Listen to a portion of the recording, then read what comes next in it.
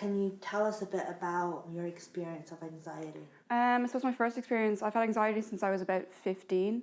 It wasn't diagnosed until maybe a year and a half ago, but from around the junior cert time up until now, I've had anxiety, mainly culminating in exam situations where I just completely break down. I overanalyze everything. It's a total mess in my head, and I can't. It's a real struggle for me to pull myself together at some points. I have a generalized anxiety disorder, which means I can't, sometimes I get overwhelmed and anxiety is too much and I get panic attacks and all that. I've been dealing with that since I was in sixth year of secondary school due to exam stress and all that. It came upon me and just, I've been dealing with it since then. Looking back, I've always been quite an anxious person, even from when I was very small. But I suppose the anxiety proper really hit in my first year at university, between waiting for buses and running for buses and the whole newness of university and how different everything was, plus a relationship at the time that wasn't going well and not making friends and basically everything that could go wrong at college going wrong at college. I started feeling basically sick all the time and anxious all the time, and I realised that this wasn't the way people should be feeling, and this wasn't just kind of getting used to college. This was a different beast entirely. What are the ways that you manage your anxiety?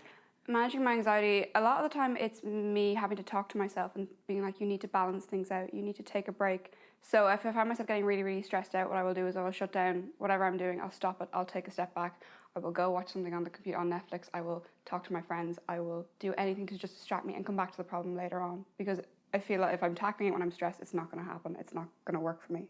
I did a lot of exercise. I mean, that's not the be-all and end-all. It's very hard to do in January, but that really helped. Other things I do is I keep a diary, and on the days where I'm feeling particularly anxious, I make sure to write everything down. And for me, that really sort of focuses the fact that I'm maybe not worrying about nothing, but that the worry I'm thinking about is maybe not something I can control or not something that is worth worrying about, if that makes sense. Well, when I feel like it's too much, I kind of remove myself from the situation I'm in. So if I'm in a crowded classroom, I just, leave the class for a few minutes, take 5 minutes to breathe and just go in again. Or if I talk to a friend if I'm not in class, or, I try to, when I'm anxious, I try to be around people, and being around people kind of helps me a lot. What advice would you give to someone whose friend is feeling very anxious? It's a tough one, because if you don't know how anxiety works yourself, it's quite hard to identify with it, and it is really hard, I suppose, not to slide into that place of, oh, just don't worry about it, and, it'll be grand. It'll be grand wrecks my head. There's nothing worse to say to someone with anxiety than it'll be grand, because as far as they're concerned, it's not going to be grand. I think one of the best things you can do with someone with anxiety is listen to them. Don't say, oh, you don't need to worry about that, or it's fine, because for them it's not fine. For them, they're living in something that they think is normal and it's not. So I think what I found most helpful was people sat me down and were like, let's talk about this, let's talk this through, let's see what's going on in your head and how does it shape up to what's actually happening. Let's make the problem smaller, because it's so big in your head at the time that you need someone to literally take you out of your own head and put the problem in front of you. So I find talking to people really helps. And if they're suffering really badly, point them in the direction of counselling services, because counsellors are the real ones who will really, really help. How would someone recognise that they're having an anxiety attack? For me personally, it's like a whirlpool. So your head kind of spins around. You've got all these thoughts spinning around your head, and they spin faster and faster and faster until you can't concentrate on anything but the spinning in your head. And what I find that happens then, I find that my head is completely gone, my heart rate is up, I can't breathe properly, and I'm sitting there with my head in my hands going, I don't know what I'm going to do, and you're panicking. You're assuming the worst is going to happen. And that's what I would classify as my own kind of anxiety attack. I think the first thing that I kind of realise, my mind starts racing, so I can't really concentrate. And my chest gets really tight and it feels like there's someone standing on it sometimes. And then obviously through that my breathing gets erratic and my palms sweat, and I suppose they're the physical, and I start shaking, and I suppose they're the physical signs of when I'm getting an anxiety attack, but it's just basically my mind starts racing, I can't really concentrate, and that's when I kind of realise I have to leave a situation or I have to do something to help myself. What is some of the things that a friend shouldn't do to someone who's having an anxiety attack? You shouldn't leave them in this situation. You need to take them out of the stressful situation. So take them to a quiet room, take them somewhere else. You've got to relieve the stressor on the person who's suffering the anxiety attack.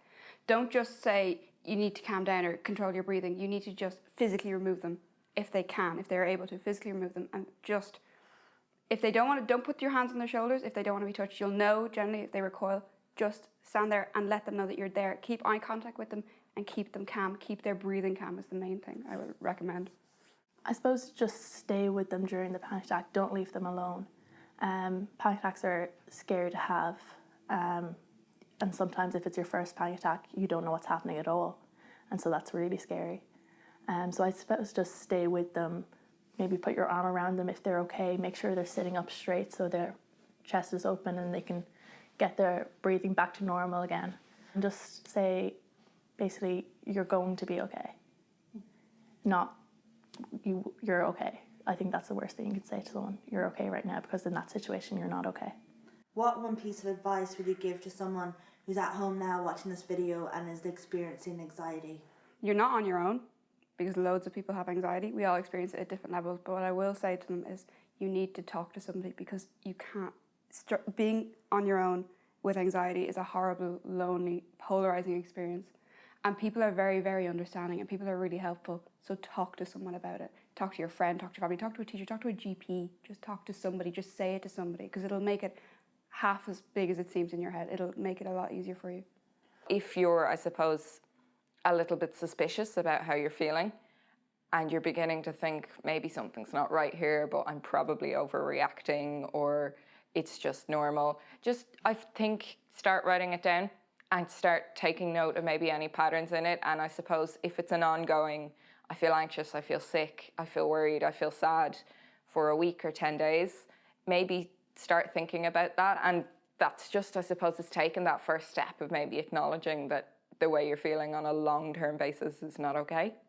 If it's affecting your everyday life, just seek your GP's help. I've sought my GP's help, and it's, changed my life kind of thing, There's so many resources out there that can help people. Just take advantage of them, really research into that and get the help that you need.